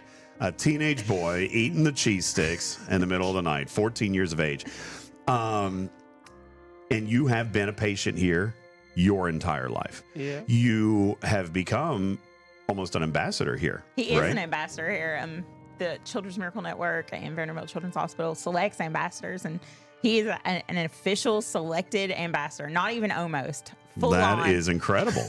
That is great, because you have such a big knowledge and a big story to tell. Tell me what your understanding about patient life has become from the other side of the aisle. As you're telling me how important this was to you, if you were going to tell our friends who are watching right now, how important is that team? I'd say child life, apart from all the doctors and stuff, is probably the second most important group of people, because they kind of help keep everyone calm, kind of make them not like all scared, and a bit more knowing of what they actually are getting themselves into and all that, and what's going to happen. So after the doctors and the nurses, you think child life is the next most important group of people in the hospital? Yeah. Yeah. And are you glad that they're here? Yeah. Yeah. When he was little, he used to say, "I love child life because they bring me toys." Yeah. Well, the toys, that probably gave you an opportunity to think about something else, right? Something other than what was actually going on, or something other than what might have been scary. It was familiar. It gives you a sense of normalcy. Yeah. As we've talked about, Chase has an older brother that's 4 years older than him, Landon, and we had to be very careful with kind of the way we explain things to Landon as a 4-year-old, because at the time we were it was very scary. I mean, sure. It was, when I say uncertain, that's exactly what I mean. I mean, uncertain. It was day by day. It was touch and go. One minute he had an ear infection. The next minute he was in ICU, and things changed in just the blink of an eye. And without child life there to kind of help guide us in those conversations, I don't know that we would have even been as successful with Landon as we were in addition to being as successful with Chase. Child life really and truly embraces the entire family. Chase grew up here, Landon grew up here too, and they trusted their relationship with their providers enough to know that if they're telling me these things, that they're going to be true, because they aren't going to sugarcoat it and they're not going to lie to me. Part of something that has been so kind of beautiful and magical about what we have observed in one day in this hospital is the family connectivity, the whole family approach. Tell me a little bit about your brother, man. Who brings you to school every day, Chase? Landon. Yeah? What do you... Well, almost every day. All right. But what do you guys do in that car? Because I actually just had this conversation with your father, because you were complaining that Landon didn't bring you to school. And I was like, what are they doing on the way to school that is so fabulous? What do you guys do? We mainly just kind of play a song, have the windows rolled down, and yeah. Oh, that sounds awesome, actually. Do you rock out? Is that what you're doing? Pretty much, yeah. I know one day they came home from school and there was a Michael Jackson dance party in our Good man. That's right. in our driveway, like a full on. I don't know what they were playing. Maybe Beat It. I have no idea. Yeah, but I think it was Beat It. Yeah. All right, fantastic. So that's Landon and Chase in a nutshell. Can you provide a little bit of insight into Landon's perspective of your time at the hospital as far as child life and how that impacted him? I mean, I'd say maybe kind of similar to a little bit of me, kind of like probably like a very kind of afraid kid, because he'd just seen his brother practically get very bad and very sick, kind of. And then child life is like, okay, this is what's actually happening with him. This is kind of how this is happening. This is what we can do to save him, kind of. Like, pretty much just explain to him that, oh, everything's going to be okay. So it makes it so that instead of him being like, I'm afraid and stuff, he's more of like, oh, that's okay. Do you feel like that makes your family the patient at this hospital? I'd say so, maybe. Yeah.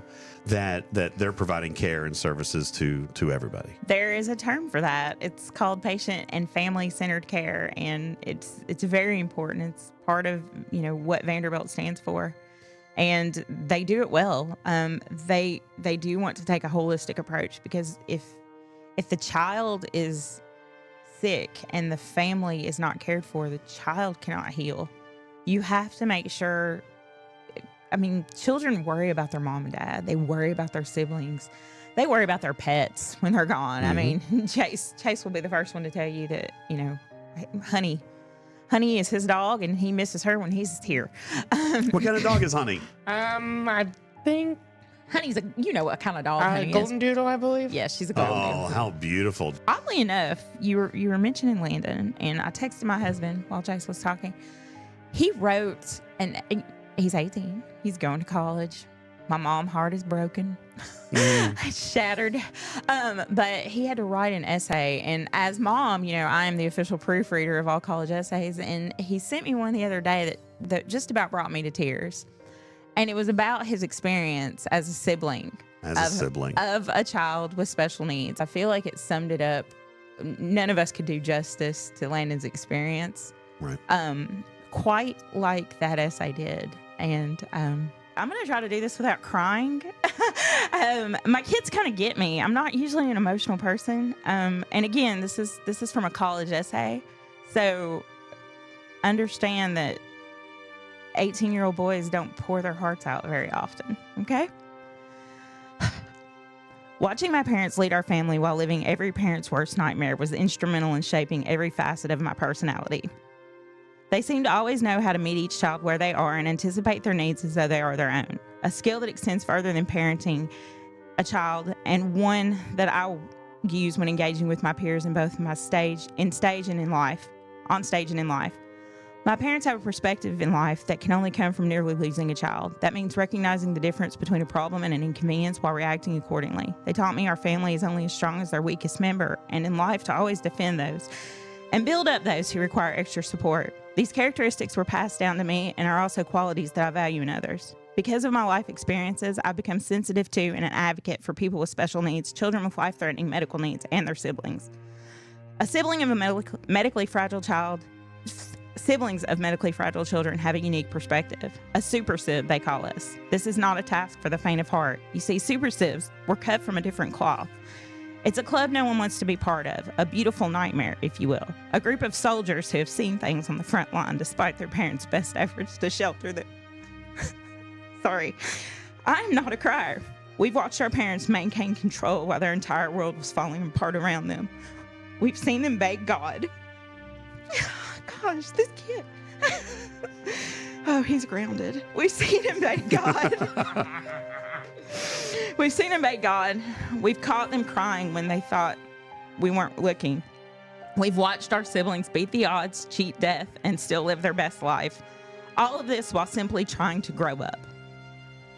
We are ambassadors of inclusion and organically find ways to ensure our siblings are included while teaching others how to include them as well. And we will protect our siblings and people like them fiercely and work tirelessly to make the world a better place for them. Thank you, Landon, for sharing that, and thank you for He's so grounded. It's incredibly insightful and very touching, and I want to thank all of you. I want to thank your family. We didn't have the good fortune of meeting your husband here today, who is a leader in this hospital. He is the parent advisory chair, so he will start in January as the chair of the Parent Advisory Council. Well, thank you for the services that you have provided to this hospital, understanding that it's apparently a very symbiotic relationship. This hospital has sustained your family, and now this is your honor and duty to pay back through the service and the acts of goodness from your family. Chase, you are an inspiration. Your story is one of triumph. Your story is one of overcoming all odds and being here with a smile on your face. You're an inspiration to people. And I want to thank you so much for taking the time to talk to us today. Thank you for being an ambassador for these great people at this hospital. It's been really awesome getting to know you today. Can you say you're welcome? You're welcome. Thank you, buddy. He's rolling with it. We are going to take a break. We've got so much more after this, guys, but we are going to take a quick break. And when we come back, more from Monroe Carell Jr. Children's Hospital at Vanderbilt, Nashville, Tennessee, as we get ready to play some games, sing some songs, and deliver a very special message from the North Pole. Don't go anywhere. We'll be right back.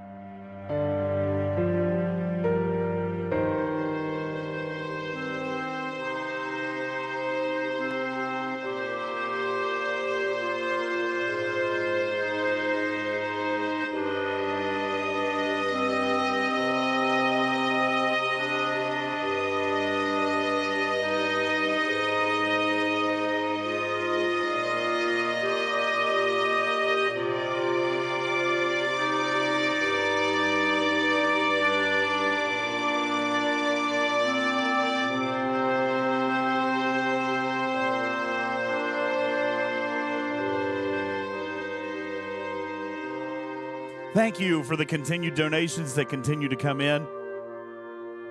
And yes, I told you that was very powerful. That's hard to watch back. I even saw some of you in the chat, Dragon, giving me a hard time while trying to record it. I had to keep it together, man. But on playback, it's all right to let it go, right? Because that was an extremely powerful thing. And what an amazing young man. Chase, at the age of 14, who has spent over 300 nights at Monroe Carell Jr.'s hospital and continues to find an opportunity to smile. He was truly a rock star, and he told jokes. He was listening to music. He was dancing. This child has the strength of 1,000 men. And he is an inspiration to me. Thank you guys for your donations that have come in. Allow me to recap some of those that came in. Melkor, thank you for the $5 dono into the Christmas Angel Fund. Thank you so very much. Dominate ya, throwing $25 into the Christmas Angel Fund. I want to point your direction over here into the corner that at the beginning of this segment, Star Trek Fleet Command, the team with Beck, Echo, Old Man, and our friends at Live Ops, the entire Star Trek Fleet Command family over inside Scopely. You know, we give them some grief now and then. We do, don't we, guys? But sponsoring an entire floor is a very moving and noble effort. Finishing floor 8 and putting us 58% through the 9th out of 14 floors. Thank you, Scopely, for taking care of that. Folks, we are getting ready to wind down here. We only have about 10 minutes left, but you can continue to share this with your teams. You can continue to give. Our deadline for the community, our deadline for the Christmas Angel Fund is December 15th. We have 12 days left. At the beginning of all this, I imagined, Arian, neither one of us thought. Nope. Neither one of us thought. But guys, do you realize we are less than $23,000 away from sponsoring the entire hospital? Retrieving, thank you for your $100 donation from Mr. and Mrs. Retrieving and Retrieving 2.0 and 3.0 to these beautiful kids and families. Thank you for your $100 donation to the Christmas Angel Fund. Guys, less than $23,000 away from taking care of an entire hospital full of children. It's a very, very powerful thing, and I'm proud to be your ambassador to these children. I am proud to be working on this project. Thank you. As we prepare, Arian, to wrap up, there was a little bit of fun still to be had at the end of the day. Yep. And it was necessary because it was such a heavy day. Such a heavy day. But we did end up having a little bit of fun here at the end of the day, and I want to invite you guys to finish off our happy with us, to enjoy playing games with these kids and experience a musical gift and a very special message from the North Pole. Take a listen.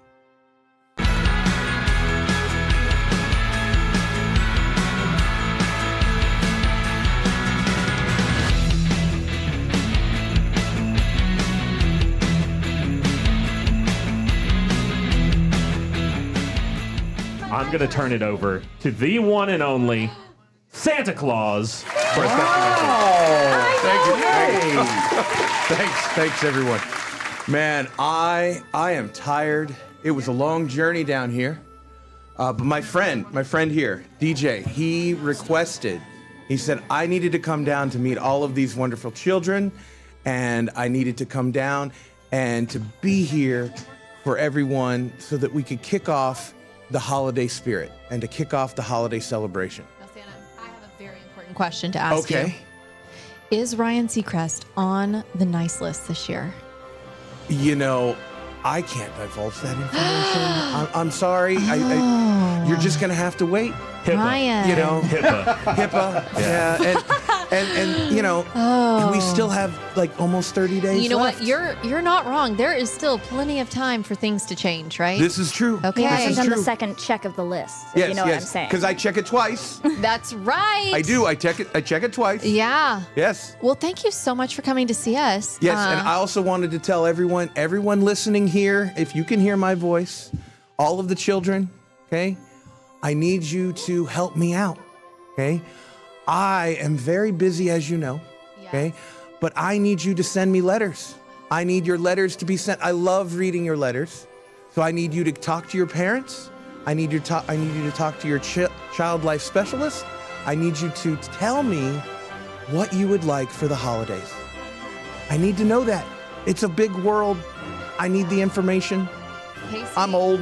Casey has had his list written probably since last year. I keep a running list. He keeps a running list. Well, That's dedication. Casey, Yeah. we know you keep a running list, but then every like 2 or 3 weeks you're on the list. You're off the naughty list. You're on the list.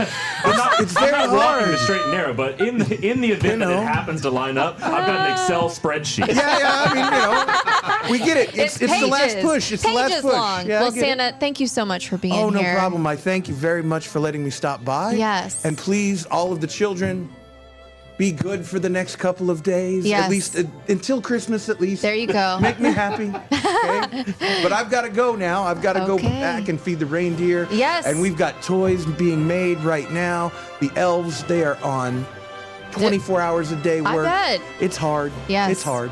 Well, rest up, and We will. we'll see you again soon. Thank you very much. Yes. Yeah. Thank you. Big round of for being here applause to for kick off the Santa. holiday, Santa. Thank you.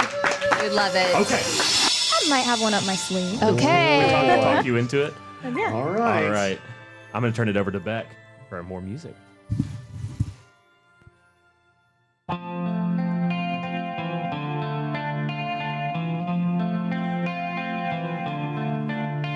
I heard there was a secret chord that David played and it pleased the Lord, but you don't really care for music, do ya?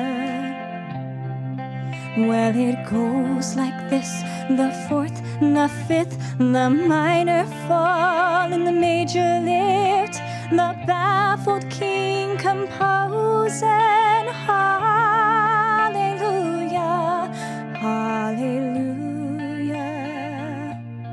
hallelujah, hallelujah,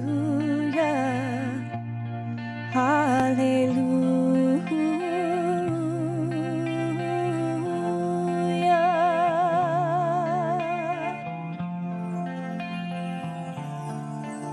Your faith was strong, but you needed proof. You saw her bathing on the roof. Her beauty in the moonlight overthrew ya. She tied you to her kitchen chair. She broke your throne and she cut your hair. And from your lips she drew the hallelujah, hallelujah, hallelujah,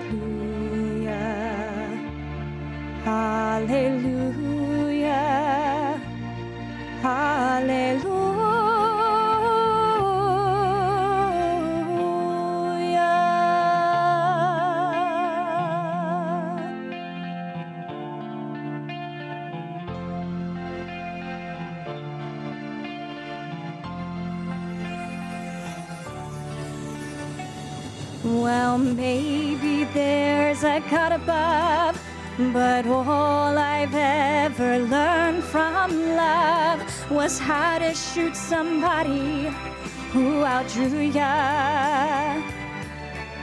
Well, it's not a cry that you hear at night. It's not someone who's seen the light. It's a cold and it's a broken hallelujah, hallelujah,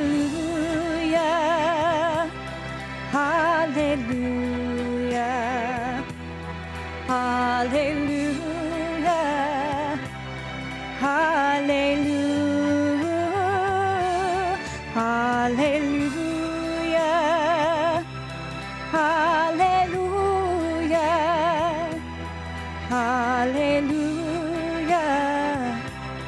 hallelujah.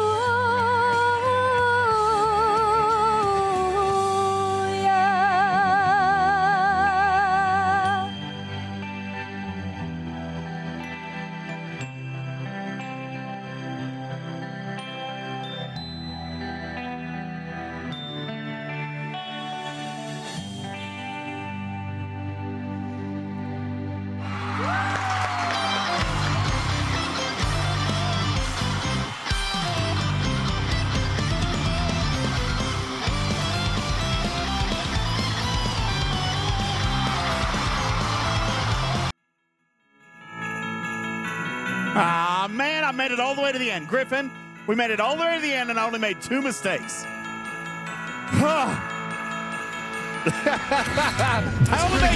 only made 2 mistakes the whole time. Man, we'll allow it. Almost perfect. Daggone it. The whole production thing, man. Daggone it. I know, Ballabom. Beck's outfit. Now, guys, what did you think? What did you think of the secret cosplay, huh? Oh, man. I know. Nice work, Beck. Nice work, Putz. Nice work, Griffin. Immaculate, amazing work, Arian. And to you, the community. Because right now, we're sitting at $52,000. $52,000. Give yourselves a round of applause.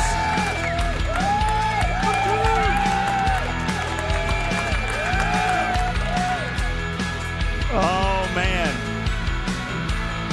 There are 12 days left. There's 12 days left. What are you guys going to do with them? I know what Wardod's going to be doing. Wardod's going to be spending 10 out of 12 of those days zeroing my base. And Wardod, I made a promise. I made a promise to Wardod that I wasn't actually going to spend any of my resources. So I have over 5 trillion. I have 5 trillion resources in my base. We are not going to let them be. We can't let them be open for incursions. All right. I thought it was the whole server. Well, yeah, that's right. But I mean, Wardod, this was the challenge he made, and you're right. Be at the front of the pack. You're right. Listen, I fully expect my alliance to actually kick me out so that they can also partake and raid. I fully expect my own alliance is going to kick me out so that they can raid. Server 15, there you go. Wardod led the way for you guys. 5 trillion resources are going to be yours right as soon as incursions end. And yes, guys, take a look. Look at that right up there. 8 floors complete. I know this doesn't say 8, but I was trying to edit it in the show, and there was a lot going on. Okay? Honestly, the fact that we made it to this point right here at 2 hours is kind of amazing. And the fact that we actually made it in 2 hours, Griffin, that's also amazing. I applaud you. Very good. But that's what happens when everything's pre-recorded. Just stay on track. We had to do the breaks and the things in the middle. Community, thank you so much for watching. Thank you for being here tonight. Thank you for $52,000. No, there was not enough time for the car wash. There was not enough time for the waxing. But it's all going to happen. And clearly, you guys are wanting to tase me as well. Well, you've got a little bit of work left to do on that one. $22,000 left. And you guys can do the electroshock stuff, whatever it is that y'all wanted to do. It's coming. Thank you so much. Who has to watch your car? Griffin, my car's fine. It's dirty. It's not gross. It was just... Whoever has to wash that car, it's more than Nobody you has bargained to for. wash Let my me tell car. you. I didn't offer my car. If any of my coworkers are watching this right now, they're dying laughing. I thought it was Echo's car. It's Echo's car. His is worse than mine. Or is He made a it? request for a car wash, didn't he? I'll speak up to Pud. That's right. It's nowhere near Echo level bad. Come on. You are no longer allowed to throw any shade on Echo's car ever again. Whatever. No, my car's... On behalf of the entire Talking Trek team, I thank you guys so very, very much. This has been a presentation of Talking Trek and her affiliates. My name is Ultimate DJs, thanking the team, thanking our director and executive producer, Griffin, thanking you, the community. Thank you for participating in Talking Trek Gives Back.